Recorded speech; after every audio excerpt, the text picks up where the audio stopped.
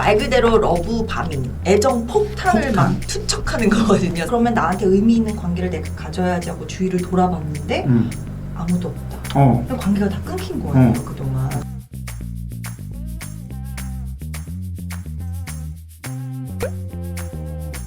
나르시시스트로부터 나를 지키는 관점에서 어떻게 하면은 그 사람들을 잘 이해하고 거기서부터 내가 나를 지킬 수 있을까? 그치만 그 안에 있는 과대성과 이 우월감과 특권의식은 이제 똑같이 갖고 있어요. 그래서 피해자 코스프레의 그런 모습들이 좀 늘어졌다고 볼 수 있죠. 네, 책에서 얘는 이제 인터넷 트롤이나 악플러들 중에서 많다고. 네, 그렇죠.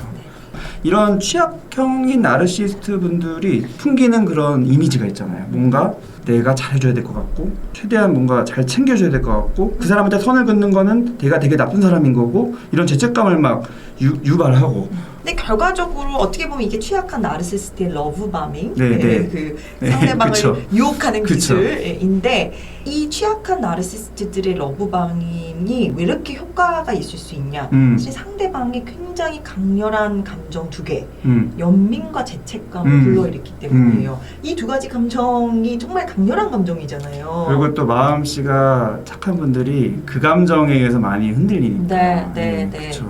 그런 특성이 있는 분들은 정말 너무 힘들어하는 사람이 옆에 있으면 도와주고 안 도와주면 너무 불편해요. 마음이 그쵸. 막 내가 구해줘야 될 것 그쵸. 같고 도와줘야 될 것 같고 실제로 취약한 나르시스트들이 직접적으로 사용하는 러브바밍의 어떤 언어가 너만이 나를 이해해 줄 수 있어. 그쵸. 너만이 내가 이 상처를 극복해 주는데 도움을 줄 수 있어. 너가 아니면 안 돼. 이런 말들을 많이 하죠. 너가 나의 구원자라고 막 어필하는데 거기에 또 끌리는 거죠.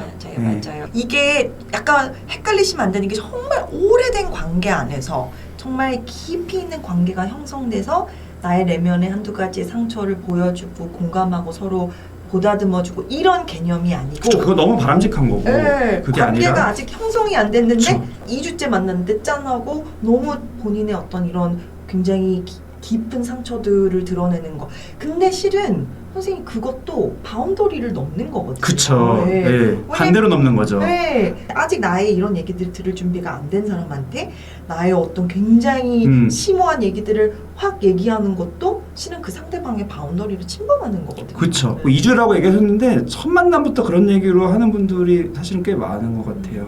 근데 거기에 이제 혹하는 게 또 문제고 어떻게 보면. 네.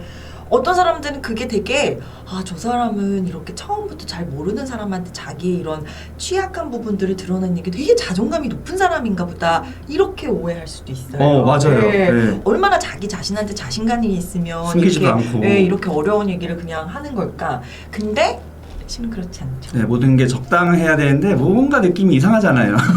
첫 만남에 이런 거도 반대로 이제 취약한 나르시스트의 그런 거라고 얘기하신 거고 러브 바밍 얘기하셨는데 이게 뭔지 또 모르시는 분들이 있어서 러브 바밍이 뭔지 좀 말씀을 해주시면 좋을 것 같아요. 네.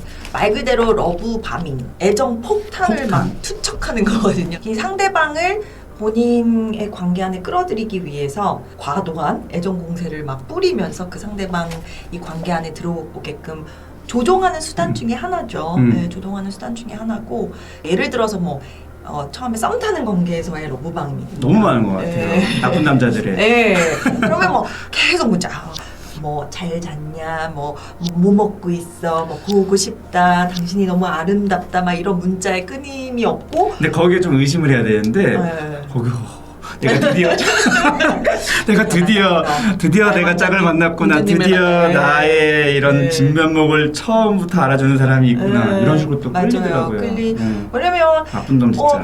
기분이 근데 누군가 나를 막 갈망하는 기분이 나쁘진 않잖아요. 그러니까요. 막 누가 나를 너무 좋죠, 인정해주면. 근데 이게 막 우리의 만남은 운명이야. 뭐 너 같은 사람은 이 세상에 없을 거야. 뭐 나만큼 너를 사랑할 수 없을 거야. 근데 만난 지 뭐 한 3, 4주 됐어요. 그러면 그거는 이제 왜냐면 그런 감정들이 아직 생길 수가 없는 상황에서 그런 말들을 하는 거잖아요. 사실은 3, 4주면 그래도 양호하고 뭐 한두 번 만나는데 그런 경우도 많더라고요. 거기에 진짜 또 막 빨려 들어가고. 네. 참 너무 답답해가지고 이런 얘기를 좀 듣고 싶었는데 이게 이제 또 하지만 이게 그 사람을 조종하기 위한 수단이기도 하지만 결국에는 이제 나르시시스트 자신의 뭔가를 방어하기 위한 또 네. 그런 수단이라는 설명도 너무 좋더라고요. 네. 그 얘기도 좀 해주면 좋겠어요. 네, 맞습니다. 나르시시스트가 자기의 과대성을 투사하는 부분도 있어요. 왜냐면 맞아요. 자기가 이제 그 썸 타는 그 사람과의 어떤 관계 자체가 막 너무 완벽하고 너무 아름답고 로맨틱하고 이보다 좋을 수는 없다. 이것도 어떻게 보면 자기 스스로의 과대성을 투사를 해서 그런 관계 속에 있는 자기 자신도 굉장히 과대하게 바라보는 부분도 있고. 그렇죠. 막 관계라는 측면에서 막 황홀감에 빠지고 자기가 네. 우리는 완벽한 관계야. 네. 근데 사실은 그게 없잖아요. 완벽한 관계가. 완벽한 관계도 없고 그렇게 뭐 2, 3주 만에 시기도 완벽한 아니고. 관계가 생길 수도 없고. 네, 그렇죠. 보통은 근데 우리가 누군가랑 끌리면 저 사람을 깊이 있게 알고 경험을 하면서 이 사람이 이런 좋은 면들이 있구나라는 거기에 이제 매력을 그쵸. 느끼면서 그 사람한테 끌리는 거잖아요. 근데 그게 이제 나르시시스트들은 안 되다 보니까 그 외부적인 어떤 걸로 그냥 화려한 데이트 막 너무 좋은 식당 가고 너무나 막 자극적인 시간을 보내고 해서 상대방이 그 사람 안에 내면적인 그런 자세한 것들을 못 보기도 하고 모르는데도 뭔가 마치 내가 저 사람을 굉장히 좋아하는 듯한 느낌을 들 수 있게끔 상황을 조정을 하는 거죠. 그래서 이제 저한테 이제 상담하러 오시는 환자분들께서 이 러브방인 시기를 얘기를 할 때 정말 우리는 운명이다라고 느낌이 들게끔 했는데 막상 그 시기를 돌아보면 서로에 대해서 아는 게 없고 거의 없는 거예요. 그러니까 맨날 좋은 것만 먹었고 네, 좋은 화려한 데만 것만 가고. 먹고 근데 깊이 있는 대화를 나눈 기억이 없는 거예요. 네. 그래서 그거에 대한 이제 자기 어떤 결함을 보이지 않고자 하는 거에 대한 방어이기도 하고요. 네, 이해가 쏙쏙 되네요. 역시 저자 특강. 이게 이제 또 어떤 연인 관계뿐만이 아니라 네. 사실은 직장에서 착취되는 것도 똑같잖아요. 여기 예시를 쓴 거 너무 저는 와닿더라고요. 직장에서 일어나는 직원에 대해서 잘 알지도 못하면서 얘 정말 인재야, 우리 회사의 에이스가 될 거야 막 사람들 앞에서 띄워주면서 높은 사람들이 있는 회식 자리에 막 불러들여가지고 막 이렇게 내가 이 사람 잘 이끌어줄 것처럼 막 어필하고 그럼 이 사람들 기대하죠. 드디어 나의 능력을 알아주는 상사를 만났다. 그래서 이제 그 사람한테 가스라이팅 당해가지고 나를 잘 끌어주겠구나. 일을 막 내리면서 결국에는 정작 필요한 순간에는 버리는 거죠. 그렇죠. 저도 이제 많은 게 떠오르고 저의 경험도 떠오르고 내담자분들의 고충도 떠오르고 취약한 나르시시스트들이 또 사용하는 러브바밍이 우리 둘만 어떻게 더 돈독해야 한다 이런 식으로 막 끌고 가면서 고립시키는 그게 전 너무 와닿았어요. 그 얘기 좀 해주시면 좋을 것 같아요. 네, 취약한 나르시시스트들은 이제 좀 두 사람만 고립되게끔 하는 이런 상황을 잘 만드는 이유가 첫 번째는 나르시시스트들은 혼자서는 자존감 조절이 어렵다 보니까 외부에서 자기한테 지속적으로 어떤 칭찬과 격려와 지지를 제공해주는 이 외부 공급원인 이 나르시시스트적 서플라이가 꼭 필요해요. 근데 한켠에는 이 취약한 나르시시스트들도 뭔가 본인한테 결함이 있고 본인이 어떤 관계를 유지하기 위해서 저 상대방이 자기를 이런 결함을 보면 떠날 수 있다는 어떤 불안감을 굉장히 느끼면서 지내거든요. 그렇기 때문에 이 상대방이 다른 여러 건강한 관계들을 갖고 있을 때는 실은 자기를 떠날 가능성이 더 높아질 수 있겠죠. 왜냐면 이 관계를 객관적으로 바라볼 수 있는 눈도, 예를 들어서 어떤 절친한 누군가가 옆에서 봤을 때 누구누구야 이거는 건강한 행동이 아니야, 이거는 너가 좀 조심해야 돼, 이런 피드백을 줄 수도 있는 거잖아요. 그러니까 점차 이 사람이 이 관계 안에 조금 더 머물러 있게끔 이 다른 관계들을 조금씩 끊어내는 그런 이제 행위들을 많이 하거든요. 그렇죠. 근데 그게 그 안에 있을 때는 너무 좋은 관계 같고 우리는 너무 돈독한 것 같고 이런 식으로 거기에 더 빠져드는 것 같은데 사실은 그게 고립되는 것 자체가 굉장히 중요한 또 착취의 그 상황이 되니까.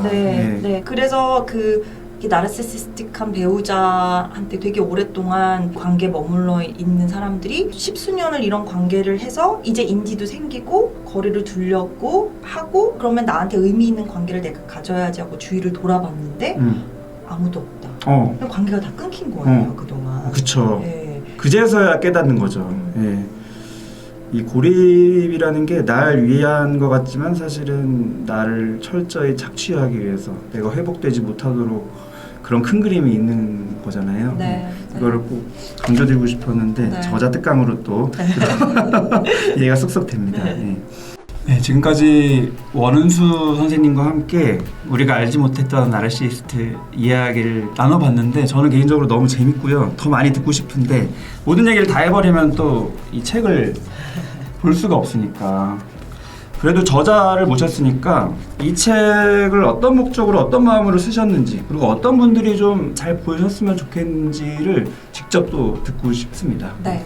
우리가 행복감을 느끼는 게 선생님 관계 안에서 오는 거잖아요. 그쵸. 그게 너무 크죠. 네, 내가 누구를 정말 사랑하고 내가 사랑받고 이 관계 안에서 행복감을 느끼는 건데 나르시스트와는 이런 안 되죠. 있는 교류가 안 되잖아요. 진짜 관계가 안 되니까. 그래서 이 나르시시스트와의 관계 안에 있는 분들은 행복하기가 어렵죠. 어려워요. 네. 어렵기 때문에 정말 행복하려면 건강한 관계들을 많이 맺어야 되고 이 건강한 관계를 맺기 위해서는 그럼 나한테 고통을 주고 있는 상대방이 어떤 유형의 어떤 특성들을 갖고 있는지를 인지를 하고 이렇게 어떻게 대처를 해야 되는지를 책에 잘 정립을 해놨어요. 그래서 누구나 한 번만 읽어도 아 이게 나르시시스트라는 존재는 이런 거고 내가 어떻게 이거에 이제 대응을 해야겠구나라는 걸 인지하실 수 있게끔 이 책을 집필하게 된 거고 그래서 이제 이 관계 안에서 힘들어하시는 분들이 좀 더 건강한 관계를 많이 맺으면서 행복하시기를 바라는 마음에서 이 책을 이제 집필하게 되었습니다. 저는 너무 이 책을 받고 또 원은 선생님 유튜브를 계속 보고 옆에서 어떤 식으로 책을 쓰셨는지 본 사람으로서 이 말이 너무 이해가 되고요. 집대성한 책이죠. 나르시스트에 대해서 정말 이 책 다시 한번 나에겐 상처받을 이유가 없다. 정말 저희 구독자분들은 꼭 보셨으면 좋겠고요. 제가 추천사를 아무 책이나 쓰는 거 아니고요. 또 유튜브에서도 아무 책이나 다루는 거 아닌 거 아시죠? 지금 긴 시간 나르시시스트에 대해서 너무너무 자세하게 또 재미있게 쏙쏙 이해되게 저자 특강을 해주신 원은수 선생님 다시 한번 감사 말씀드리고요. 조만간 한번 또 모셔서 더 깊은 얘기 좀 들어보고 싶은 마음도 듭니다. 감사합니다. 지금까지 시청해주셔서 감사드리고요. 다음에 더 좋은 영상으로 찾아뵙겠고 오늘 영상 마음에 드셨으면 구독, 좋아요, 댓글, 알림 설정 부탁드리겠습니다. 시청해주셔서 감사합니다. 감사합니다.